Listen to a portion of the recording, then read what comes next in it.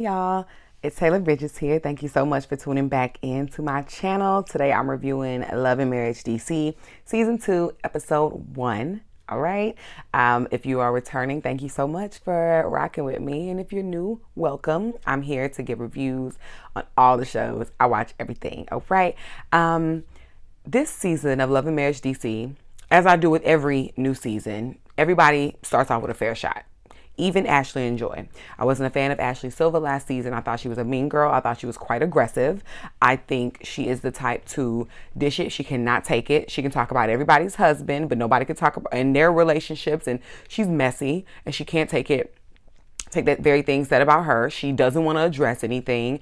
I just don't like it. I don't like it at all. And we'll get more into it as we go through the episode. And I didn't like Joy in Ready to Love. I thought she was like very much so like anti-women and like all about men. I don't like women like that. That just everything they do, they just always are just like man's best friend. But you're a woman and you can't get along with your own kind. I don't care what anybody says. To me, that's odd. You're your own kind. Like women, black, especially like a black woman, like we speak a language. You can't.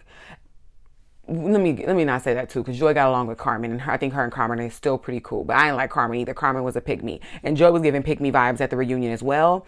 So maybe that's why they connect. So you know what? You're right. She did. She did connect with somebody, but I didn't like her attitude at all. I didn't like the way they treated Dakia. So we'll see. It's a new season. She's on a new show, so fresh slate for both Ashley and Joy. I don't know how to feel about the montage of Chris and Monique at the beginning. Bringing up the separation rumors and the divorce and whatnot. And is this the show's way of phasing them out? Because they were brought up so much this episode. I caught 6 times that Chris and Monique Samuels' names was brought up. Every time I heard it, I literally wrote it down. Like I can name out the 6 scenarios in which Monique and Chris Samuels were brought up, and they are not on this show. So I don't know. We could have done without it. It's something about it that doesn't feel very kind. It seemed very catty and messy for no reason. Like leave them be. They're not here. And don't get me wrong. I am no Monique stan.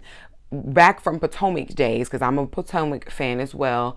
When Monique and Candace got into it, I was 50-50. I was like, I 50% see Monique's side, I see Candace's side. I was like, this is just messy altogether. I didn't take any side necessarily.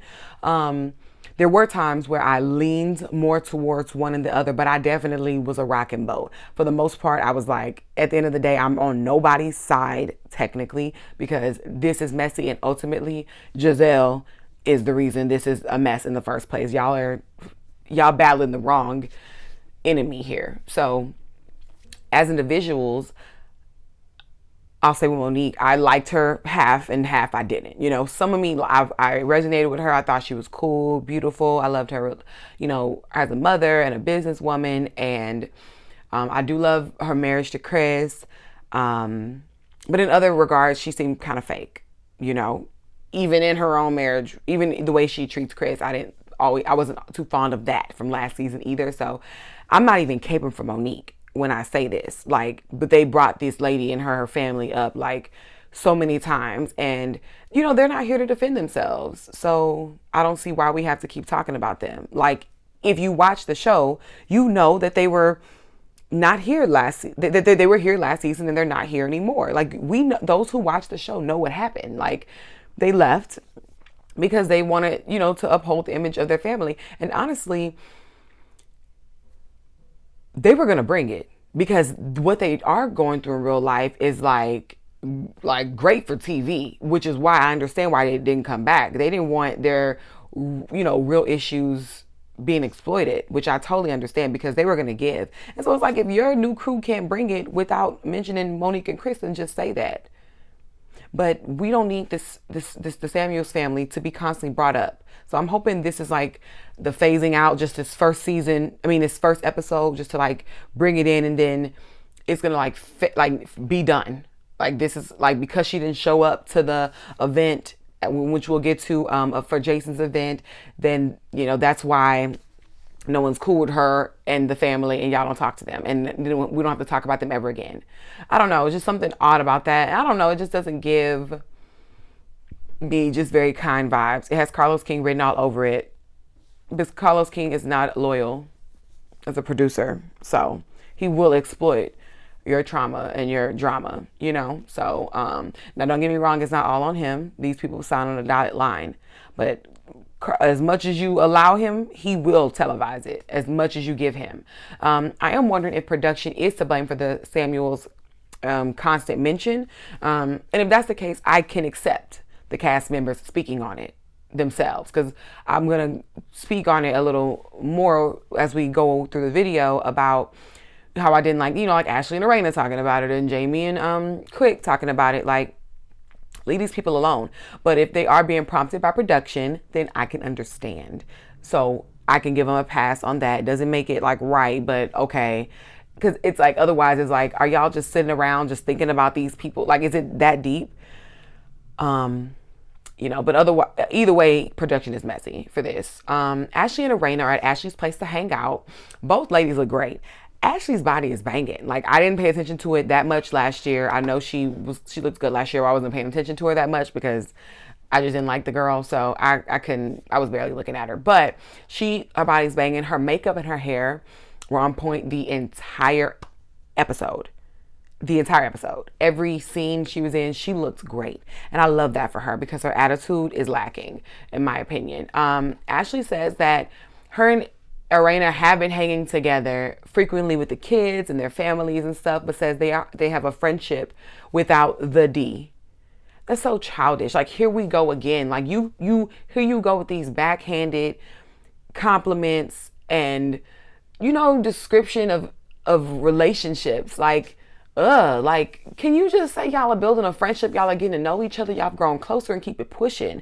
Everything has to be shady with you. And what it is you want to mask it as if you're being so real and so honest. No, it's like unnecessary. It's unnecessary. And I don't like that. I don't like when people do that. You can be honest and truthful and without being like brutal, and like, it was just pure unnecessary. You're too old. You're too old for that. It's a friendship without the D. Girl, what? She not getting D from me or Jamie. Like, girl, grow up. Grow up. Friendship without the D. What is that? Just like, oh, that's so, like, I wouldn't even want to get close to Ashley. Like, who wants that? Like, somebody just playing in your face like that. Like, clearly y'all are getting to know each other. Clearly, you clearly are way more comfortable around Arena now. Like, clearly y'all are building something. Like, why do you have to do like the unnecessary shade? Like, I don't know. That wouldn't sit well with me personally, especially if I'm like actually building a relationship with you and we've already come from a little tiff. Like, I don't find that kind of funny at all. But, you know, that's Ashley for you. And it's like, here she goes. And you want to talk about her Arena not getting D from Jamie, but the minute somebody says anything about Quicksilver, you are going to turn it up. You're going to get aggressive the moment somebody comes at you with the same energy that you give. And once again, here we go, because they bring up the Monique and Chris divorce rumors. But okay, Ashley, because when someone had allegations and rumors about your husband, you wouldn't even take the second to address or even hear what had to be said. So the fact that you have so much gall to speak on negatively and key about somebody else's marriage, okay, when it goes around, it comes around. Like, I don't know. I don't rock with Ashley because I do think she moves fake. I don't mind somebody. If you gonna dish it, take it. That's it. Stand on it. You gonna talk about this lady and her husband, and then so fine, right? But when somebody comes and talks about you and your husband, step into the fire and address it. Don't knock it down and get all worked up and ready to fight and go all hard. No, you can address rumors and speak on rumors for other people's marriage. So when it comes at you, stand 10 toes and defend your honor, defend your marriage. Like you push other people to do. That's what I don't like. Be that, if you're going to be that strong person, like play fair. Play fair. I'm going to run my mouth all day I can. You come at me, I'm not going to buck up. Like it is what it's all fair in war. When you go talking ish, be ready for somebody to come back at you. It's nothing personal. Like, I don't like that about Ashley. Like, to me, she's actually super fake. That's my opinion. That's how I feel about it. Um, so they bring up Monique and Chris's divorce rumors. They say they're not living together and that they're separated in different wings in Maryland. And it's like, wow, I didn't even know that. Did that come out already? Because obviously we've been hearing about Monique and Chris, and Monique came out with her statement and whatnot. Dang.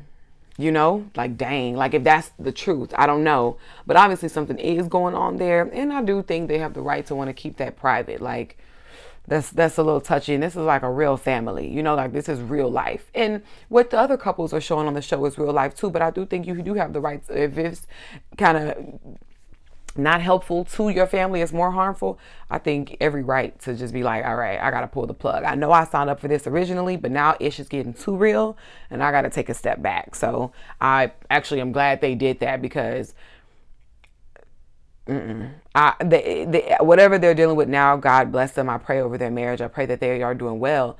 But it would have, the show definitely wouldn't have helped. Like, this is mess already. Arena says how they're throwing Jason a going away party. And I think it's cool to showcase a blind person expressing independence.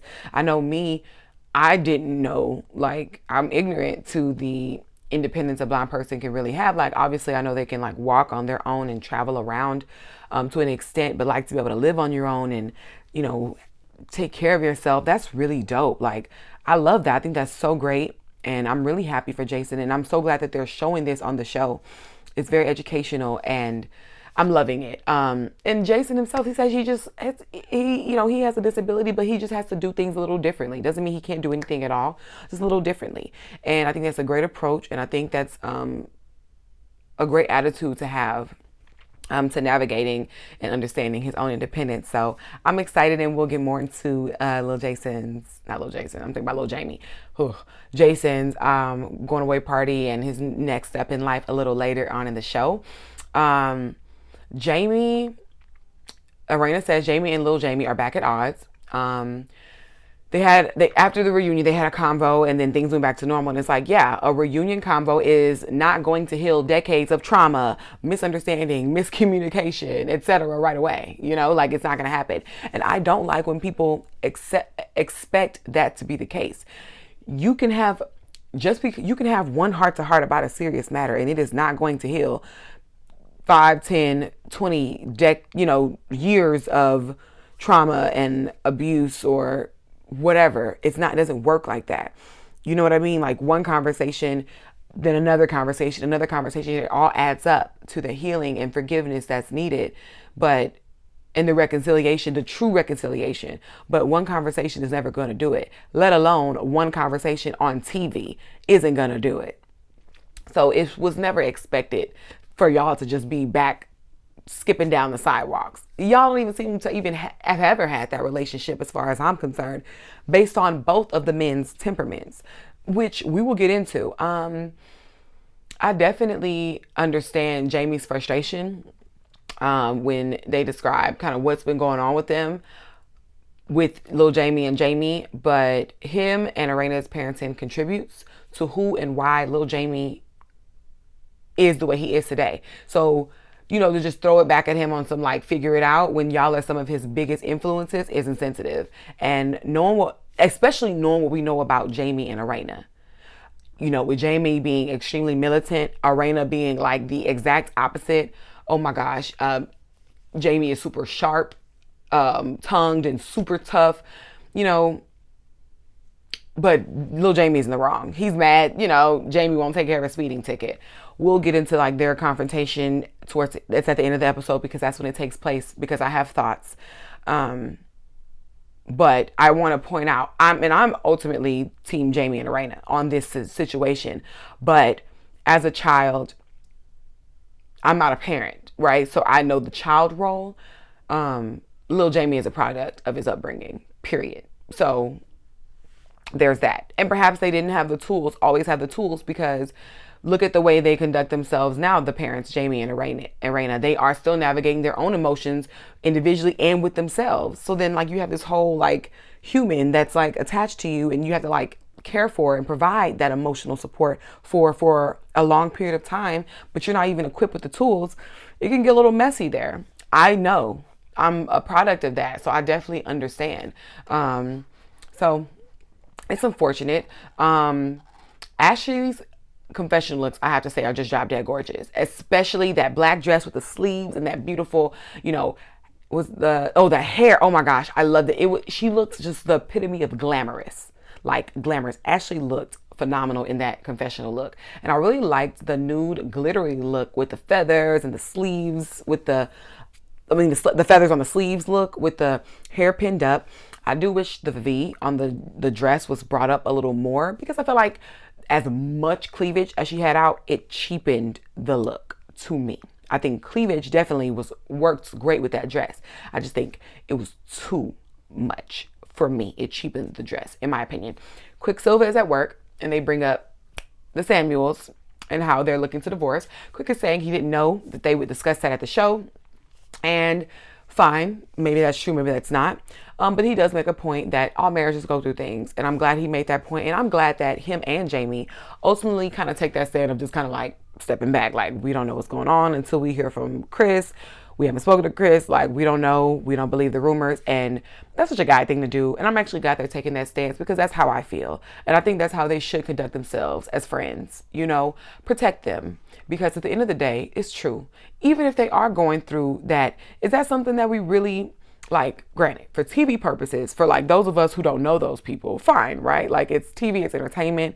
But like, if you like are really friends with somebody, like, I don't see why exploiting and discussing this on camera in a negative way and kikiing about it is cool at all. Since when was separation and divorce and possibly breaking up a family and a black love, a black family, a black home being ripped apart kikiable? I don't know. I never known that to be the case. I don't find anything funny about that. And I think I'm glad he said that, because I'm not married, I'm in a relationship, but I would never judge a relationship or a marriage for going through a very, very tough spot, because I understand how that can be.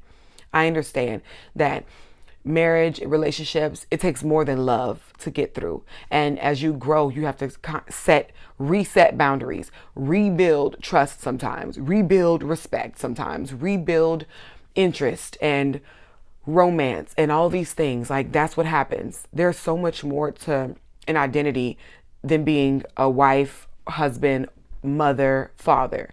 You're an individual. You might be a brother or a sister, an aunt or an uncle, a grandparent, a child, a god friend, a godparent, whatever, a coworker. You have friends. There's so many facets to life. There's so much, and I'm giving empathy because I can understand for myself. I have, like, we all do. I'm not making it personal for myself, like I'm, above anything, but like, we all have, it's so many things that go on in our life, and we're constantly growing and changing and like developing and improving. And then like, it's never just even playing field. It's never like everything is just leveled.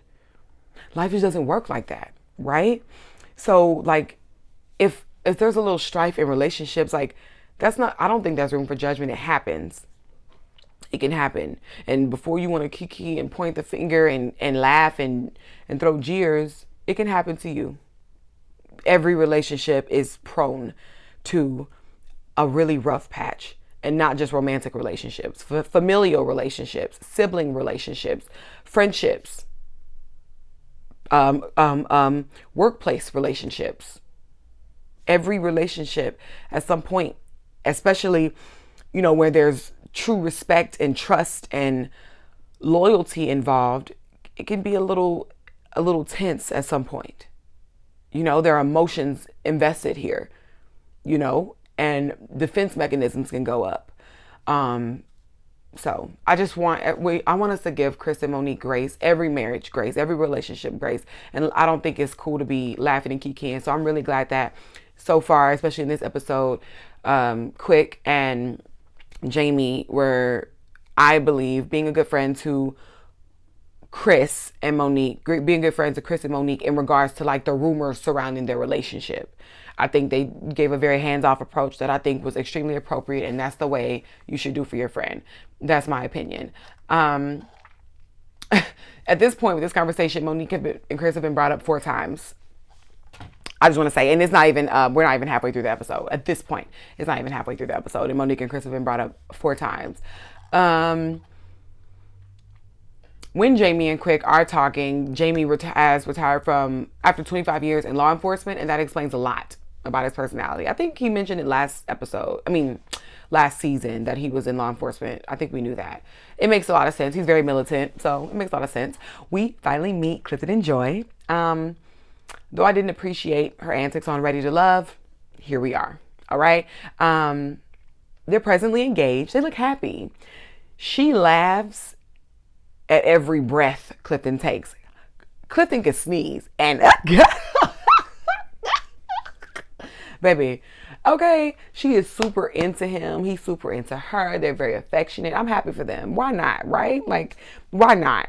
That's like a dream, right? To be in love, to laugh, to be attracted to your partner. Y'all starting life together. Y'all are committed to each other.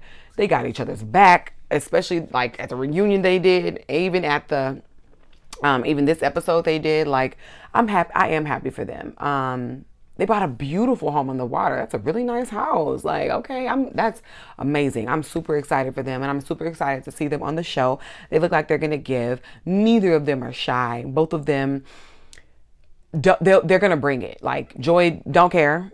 Joy does not care. She's gonna bring it, and so I'm excited. Okay, Joy. Hey, okay. I don't need to see any of their sex positions like they were showing. Cringe. I don't care. I don't know. Like, it was unnecessary. That was my opinion. And I'm not like some big prude. I don't know. Like, you're like 40 something years old. Like, y'all on camera, like, we're talking about the bed. Y'all making over some things in the house. Like, why do we have to go there? I don't know. Did the production ask for that? They discuss her being a bonus mom. Clifton has 2 sons, 18 and 4. 2 different mothers. Fine. Joy has no kids. Okay. She seems fairly supportive of him having kids. And, you know, I think she has genuine love for him. So she's going to be able to work with those kids. From what both Clifton and Joy describe, Clifton is a very involved, great father, right? So Joy is not letting Clifton go. So if she has to buckle up and accept his kids and be there for him and play bonus mom, that's what she's going to do. She's not missing out on no Clifton. And honestly, I don't blame her. I think it's worth the investment. Joy is a woman of a particular age. Don't know if she wants kids. Don't know what that fertility situation is like. None of our business if we do not find out. All I know is I think she's in a winning situation. I think they are both of a particular age. They're both ready to settle down. They're both attractive.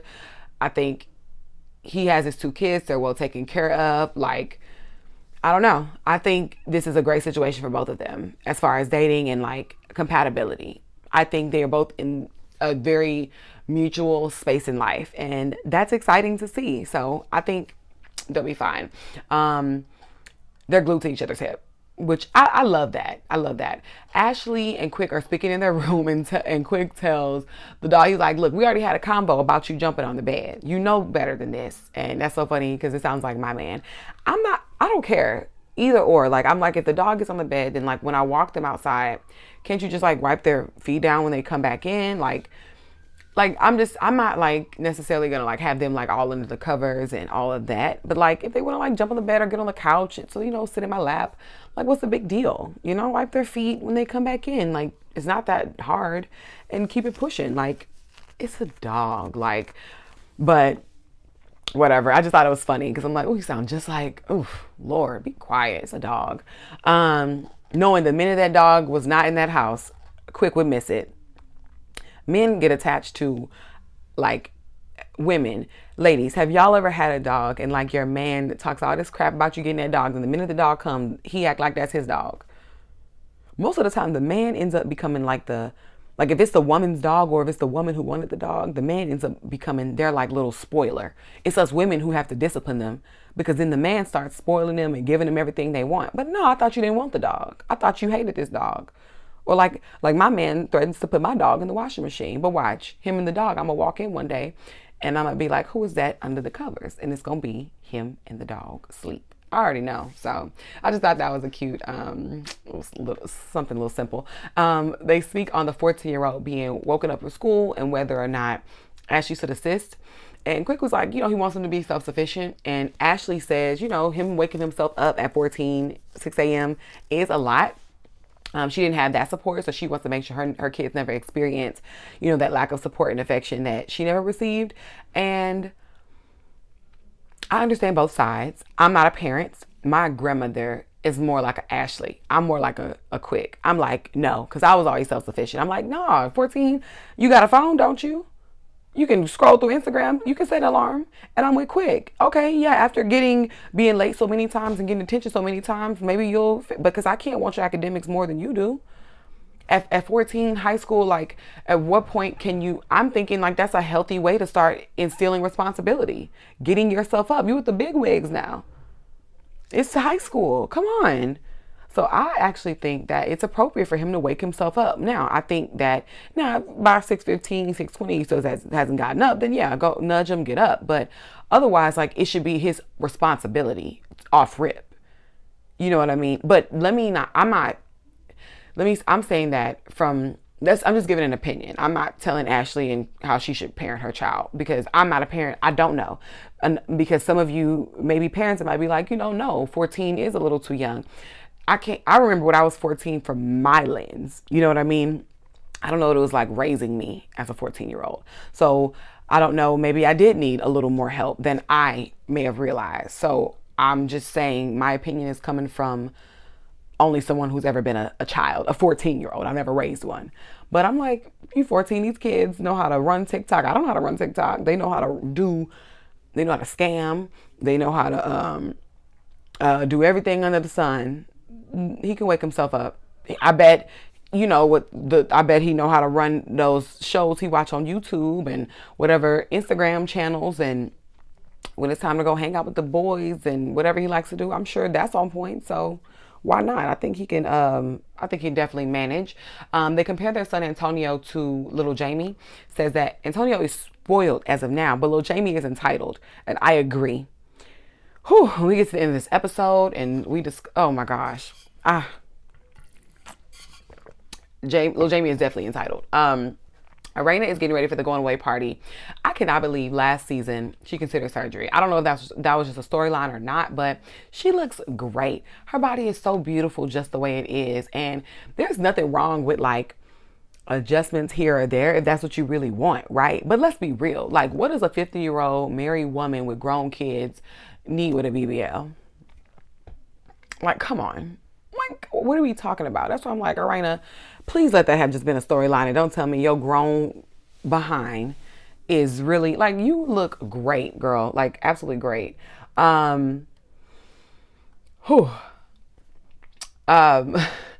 Jason came in the party turned up. Like, turned up. I love to see it. He was in his element. They say he's the life of the party. And I love that for Jason. I love, like, all the support that he, was receiving. Everybody was taking to him. He was feeling himself. He was looking good. What Ashley said earlier, that he gives, like, is it I'll be sure vibes? Like, Jason is handsome. He looks so good. So I was happy for him. Raina says Joy and Clifton are great friends of the couples in the group, but Ashley didn't seem to think so. They must be friends without the D too. Because you were throwing Joy under the bus, I believe. So we know Lil Jamie has gone off on his parents. So Irena and Jamie are like on edge regarding his attendance to the party. And I'd like to know that if this were not a filmed occasion, would they normally address what they're about? What would Jamie normally address little Jamie like he's about to do? I know last season, was it during the anniversary? Was it like an anniversary party or like a birthday? It was some event they threw. Lil Jamie and Jamie briefly spoke, but they kind of made amends pretty quick. I think it was like briefly. It wasn't like this, I don't believe, right? I don't believe.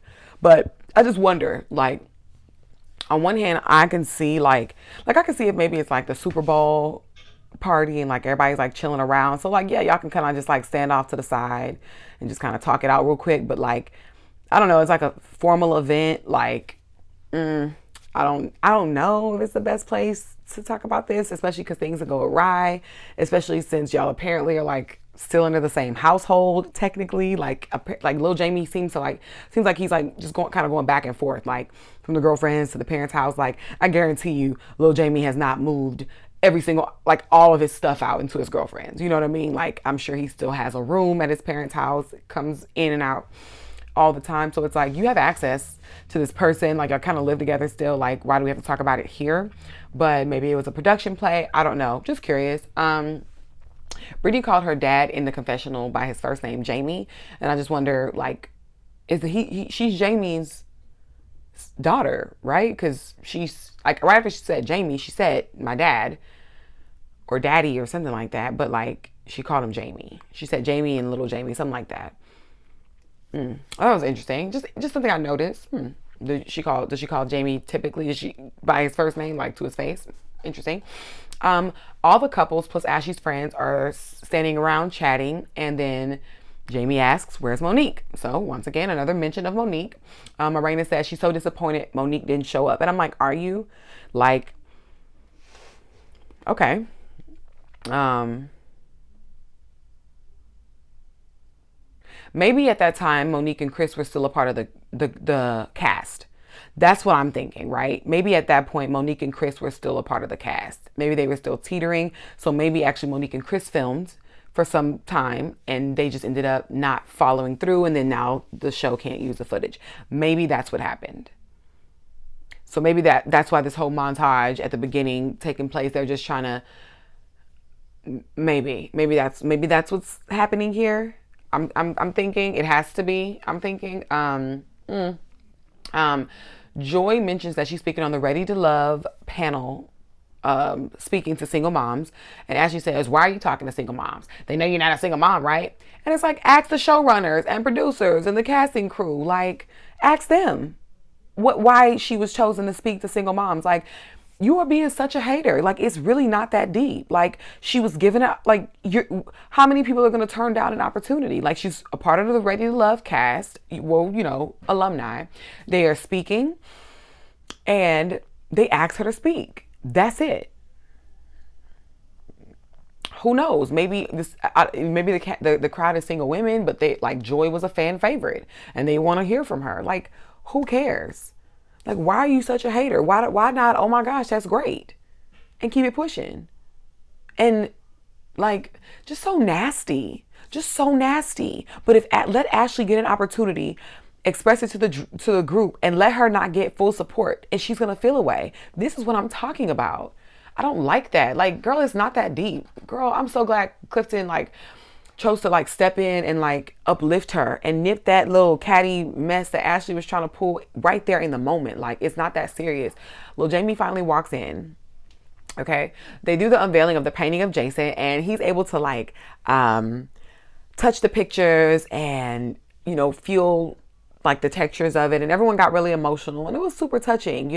These are the moments that bring reality TV, especially black reality TV, full circle. You know what I mean? It's like these real moments of triumph among families, celebrating, encouraging everyone, coming out to support, Jason's departure in a new chapter of his life, and it's like, I love it.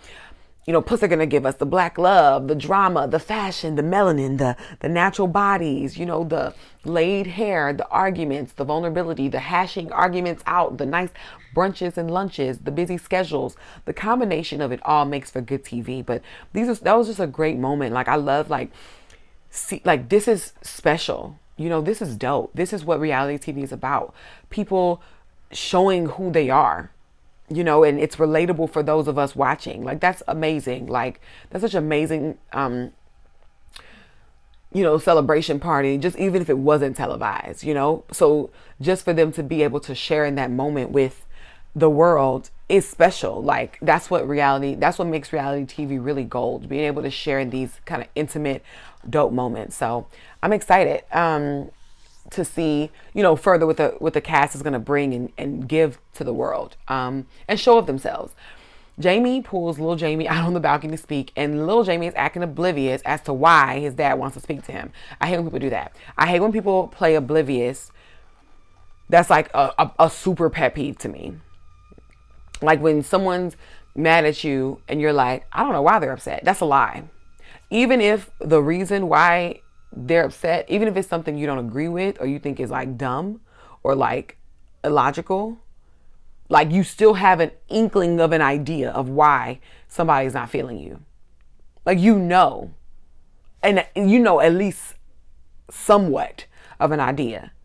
So I don't like when people do that. What's his problem? Why does he want to talk? Okay. Like you didn't, like, that's okay. Because Jamie, it doesn't matter. Jamie pulls out the text of little Jamie saying how he never asked anyone for anything. He's not broke. That asking for help with the ticket was the first time he's ever asked for anything, right? Noted. Okay. Jamie says he gives little Jamie $100 every Friday over the past 10 months. Little Jamie says, okay, so what does that have to do with helping me with the ticket? He could have went to Granny, who gives him everything with no problem. But you just said you never asked for anything. But that's a flex, right? Why do I, instead of it being about you being responsible and going to get a job and working on this and that, it's you were supposed to help me and you didn't help me. Like, fine, I didn't have to go to you. I could have just went to Granny. Granny give me everything anyway. Like, such a childish thing to do. He also says since they were in a good space, he figured he could, come to him and ask for money. And that's manipulative. Like, I have somebody like that in my life where it's like you can give, reconcile, forgive. And the minute you don't give them their way when it comes to money, it's back to beefing. All that progress goes out the window. And that's super manipulative. And it's like, yeah, it is entitled, like Quick and Jamie said. Excuse me? But you don't ask for anything. But your dad has to give you $100 every week, and you flexing your grandma, your granny give you everything you want every time. It's like you're a grown man. Your parents offer you a roof over your head, food to eat, a car to drive. All they've asked you to do is get a job and do something with your life. And you're really going back and forth with them about this. That's really pathetic. And we're like around the same age. Like I'm 27, I'll be 28 in February.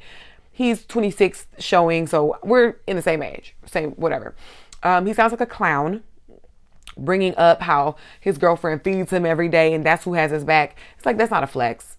So your girlfriend and your parents take care of you and you're in your mid to late 20s. You're a willing bum and a criminal. And that's like extremely pathetic. Like, being like a bum is one thing. Like being like lazy and just not really a motivated, ambitious person is one thing. But like you went out and became a criminal for no reason. Like to what gain? Like you didn't even do it to like gain anything from it.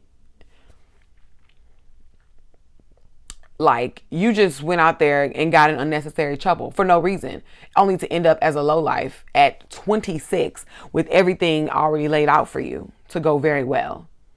That's pathetic, in my opinion. And you are saying, well, first, you don't have any accountability. You didn't get the job because you failed the background check. So you go apply to another job.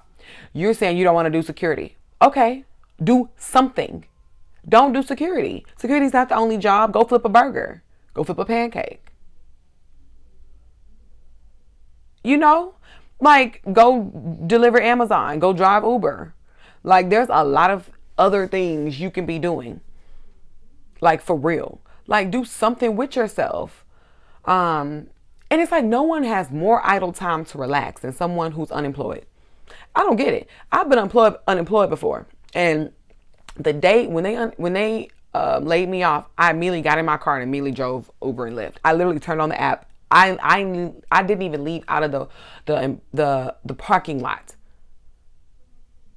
My Uber and Lyft app was on and I waited until I got a ride and drove out that lot and drove and made some money and kept making money. And I know when I'm unemployed my job full time is applying to jobs. I'm sure not at home collecting brokenness. $0 plus $0 plus $0 to get me where in life when you have rent due and all these things. Like I hate people like that. Like, you want stuff to what? Just to fall out the sky? You think people just ringing your line for new opportunities? You think you that person? You better go out there and get it. You want to wait for opportunities to come to you, you're going to be waiting for a long time, and all these other factors are going to dictate your life. So I'm like, his excuses are ridiculous. I actually think Jamie handled the conversation with Lil Jamie very well on the balcony.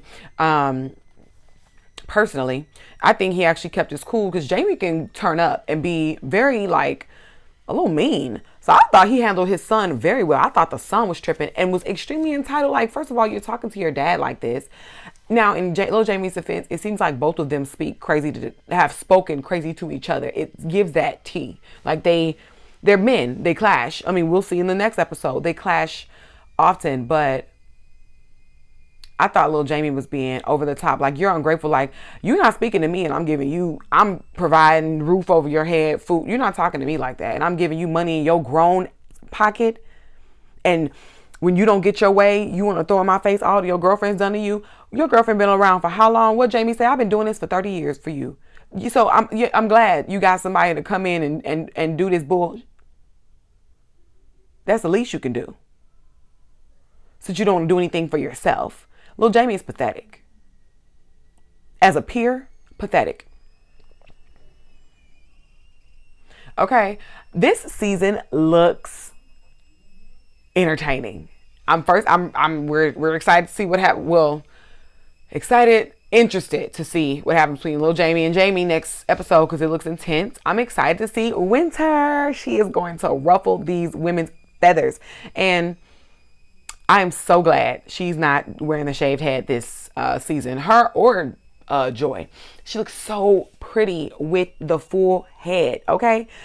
Ashley is going to get into it with all of the ladies. I am so not surprised. And you know what? I actually like Ashley. Like, I don't know her personally, but she seems like a cool girl, right? Like, outside of the show, like as a normal person, she seems really cool. And I actually like her for the show, right? Because she's the villain, whatever. She's good for the show. But I don't like who she is to some of the women on the show. I don't like the way she shows up as a friend to some of these women. As a friend / cast member, or a friend without a D. I don't like it. And yeah, Monique was brought up a total of 6 times. So we'll see if she's going to continue to be brought up throughout the season. I hope not. But this looks like a really good season, and I'm super excited to review it. Thank you so much for tuning in and checking out my review, and I'll see you for episode 2 next week. All right, bye.